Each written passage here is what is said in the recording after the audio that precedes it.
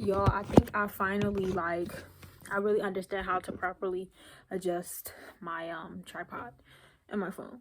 So now it looks good. This is a great angle. Hey guys, welcome back to another video. As you can tell, I got my hair straightened. This is my first time getting my hair straightened in almost 4 years. The last time I got my hair straightened was 2017 in May in 8th grade. It was for graduation and junior prom. I was so young back then, and I got it done because I took my senior photos today, so that's cool. Today, as in the 26th of February, and I got new glasses. They literally look basically the same thing. Only difference is I feel like it's a lot more rounder, and it's not a plastic arm. I don't know why I felt the need to say that, but I cleared it up. So yes, I did get my hair straightened. I'll insert some clips of that. I was gonna make that a whole video itself, like come with me to get my hair done, but something about filming in public places really makes me nervous for some reason. So I only got a few clips that I'll put in. But as you can tell by the title, in this video I will be telling you guys some tips that I use to help grow/retain length.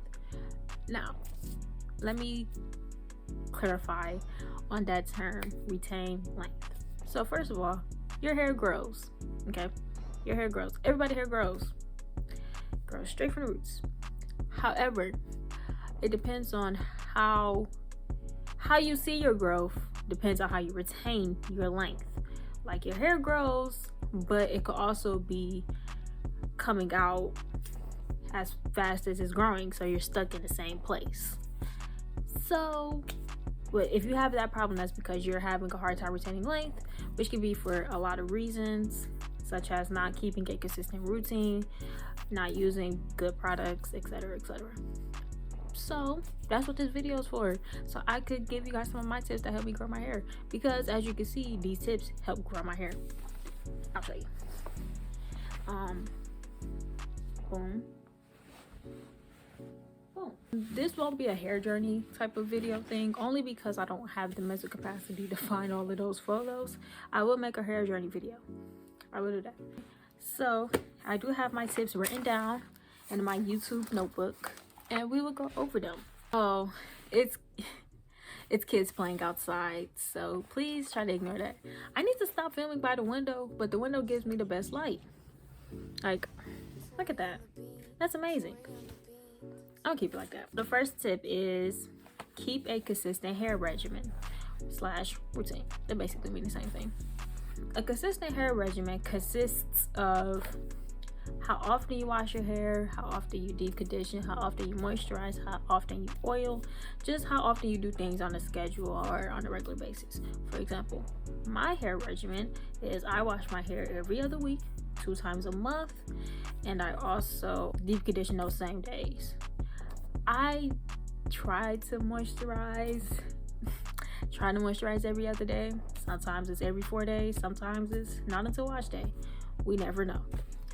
And I tend to detangle my hair. I detangle my hair on wash day, but I also detangle probably like 2 times before that. So my next tip is to be gentle with your hair. I know like a lot of people are heavy-handed. I'm heavy-handed for extremely no reason, and that could cause you to break off a lot more hair than needed. Like when you're detangling or finger detangling, whatever. I'm not gonna lie, I love that my hair is straight right now because it just makes detangling so much easier. Just makes life so much easier. But having straight hair is very high maintenance. I can't even take a hot shower. Anyways, when you're detangling your hair, you could be like, detangling, or your finger detangling, and then you come across like a tangle, yank it out. That's not good. That's not good. There's plenty of more better ways to come across that problem, and you won't have to lose as much hair. Now, a lot of people don't really care about their hair that much, so they like yank it out. Please, I mean, I can't tell people to care about their hair. It's their hair, it's their head. But just be gentle, be mindful, and try to avoid like unnecessary touching and things like that. Try to avoid trying to make your hair like not having to constantly touch like cotton surfaces. Keep it like wrapped up when you're in a house. You know, just be gentle with it. I keep touching my hair. I need to stop, but I haven't had my hair straightened in so long. It's so luxurious. My next tip is to understand your hair porosity. Hair porosity is basically, in my words, how well your hair retains moisture and how fast your hair takes to get moisture. I have low porosity hair, meaning my hair can retain moisture. It's just hard to get moisture at first. You'll probably notice if you have low porosity hair, if like you're running your hair underwater when you're washing it, and it takes a long time for your hair to like actually like get wet, you know. Understanding your hair porosity would definitely make a big difference as to constructing a hair regimen and determining what products you need. So when it comes to constructing a hair routine, regimen, product, ordeal, understanding and basing the products that you use around your hair porosity over your hair type will make all the difference, because somebody with 3C hair may have to use the same product as a person with 4C hair because they both have high porosity, but that's because of their hair porosity, not their hair type. Now, I know a lot of products can be used and are advertised for other hair types, like different hair types, but I feel like, and I know that finding products that work around your porosity and your hair type is the better way to go. My next tip is to clarify your hair. Your hair needs to be cleansed thoroughly. I'm sorry, co-washes, y'all need to stop doing them all the time. Please find a shampoo. There is a shampoo out there for everybody. It doesn't have to have sulfates, but you need the shampoo to really cleanse your hair. Conditioner is not cleaning your hair. I'm sorry. It's not. it's not doing it. You need to get rid of all of that product buildup. Even if you think your hair is clean, it's not. Like, make sure you're getting rid of all of that product buildup, all of that excess oil, making sure your scalp is clean. I use a soft face shampoo because I have dandruff. I use Head and Shoulders. Now, it does leave your hair squeaky clean because that's the point of sulfates. That's exactly what sulfates are supposed to do. They're supposed to clean your hair. It's a cleaning agent. It doesn't even have to be a shampoo. You can clarify your hair with literally apple cider vinegar and water. It works, tried and true. I've done it. I just prefer Head and Shoulders. Cleaning, like, you need to make sure like everything is cleansed so you won't have like clogged scalp pores, because if your pores are clogged on your scalp, how is your hair growing? You know, it doesn't make sense. You don't have to clarify your hair often, but make sure that you're clarifying your hair at least once a month. The next tip is find what works for you. So find products in a routine that works for you, just like in step one. Well, that's not a step. In tip number one, like, find a regimen that works for you. Find products that work for you. Don't use a product because someone says that it works, because it just works for them. You know, hair products are subjective, and whatever works for them may not work for you, and vice versa. I try to recommend the products that I use, but I know like a lot of people don't like them. A lot of people don't like Aussie conditioner, and that's okay. I know it works for me, so yeah. But try to find products that work for you. Don't try to, you know, oh, because it's popular and it's hot doesn't mean that it'll work.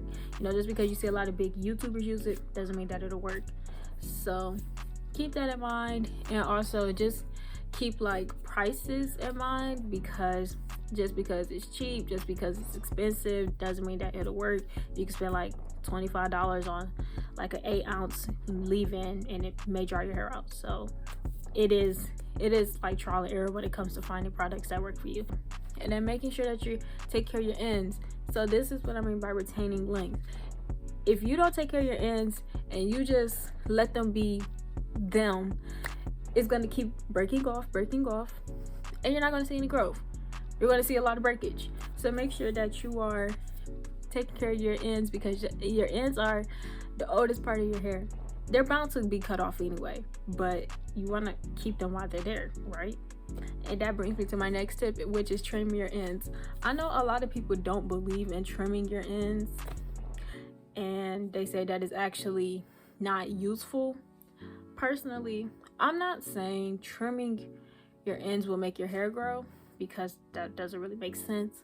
But you could notice when your ends need like a little dusting, a little, I just feel like making sure that your ends are nice and clean, it just brings an overall better look to your hair.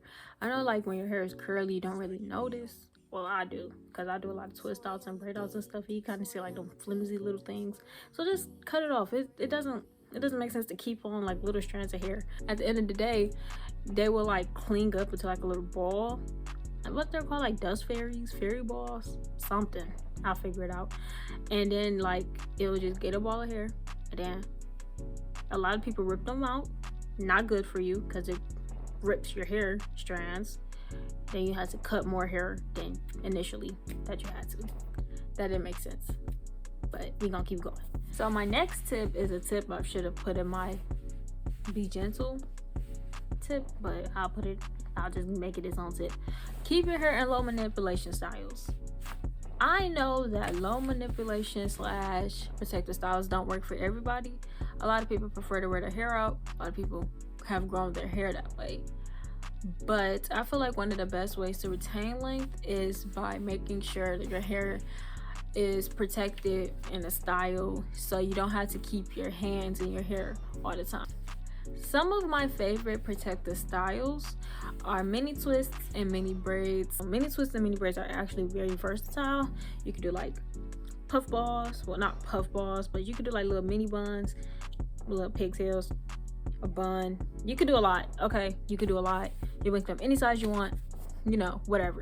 They're so versatile, and they're so much easier to handle than trying to keep waking up every day and pulling your hair out, have to pick it out, have to do this, have to do that. And they retain a lot more moisture because they're twisted up. And then you can just seal your ends and then seal your scalp, and it will last you a month or so, even longer. This would be my last tip, which is be patient. Okay? Be patient. Don't rush your hair growth. Don't compare it to another person's hair growth. Don't do none of that. You need to be patient, and you need to be satisfied with where your hair is at, no matter what length, because you're going to miss it once your hair gets long. But now that my hair is longer, I do kind of miss my hair at a shorter length, because it was easier to take care of. Now that my hair is grown, I'm so lazy with my hair. That is all I have for today. These are not all of the tips that can help grow your hair / retain length. These are just some that I feel like work the best for me. And also, you don't have to follow these, it's all up to you.